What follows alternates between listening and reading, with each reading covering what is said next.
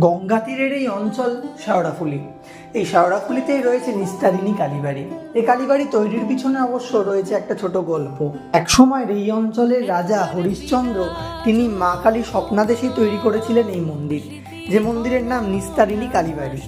রাজা ছিলেন পরম ধার্মিক এবং তার পাশাপাশি মা কালীর ভক্তও বটে, কিন্তু শোনা যায় একবার নাকি তিনি তার স্ত্রীর হত্যার দায়েতে জড়িয়ে পড়েন। অনুতাপে অনুশোচনায় প্রচণ্ড জর্জরিত এই রাজা তখন ঠিক করেন আত্মহত্যা করবেন, কিন্তু কোনো অজ্ঞাত কারণে তিনি আত্মহত্যা করতে পারেননি। সে সময় আশ্রয় নিলেন গভীর জঙ্গলে এবং রাত্রিবেলা তিনি স্বপ্নাদেশ পান যে শিলার ওপর তিনি ঘুমিয়ে রয়েছেন সেই শিলা কেটেই যেন মা কালীর মূর্তি তৈরি করা হয়। তারপর সেই স্বপ্নাদেশ মতোই তৈরি হলো ঠাকুরের মূর্তি এবং মন্দির। মায়ের টানে নাকি একবার রানী রাসমণিও এখানে এসেছিলেন। চাইলে আপনারাও একদিন ঘুরে আসতে পারেন। কিভাবে যাবেন সম্পূর্ণ ঠিকানা দেওয়া রইল এই ভিডিওর কমেন্ট বক্সে। আজকের মতন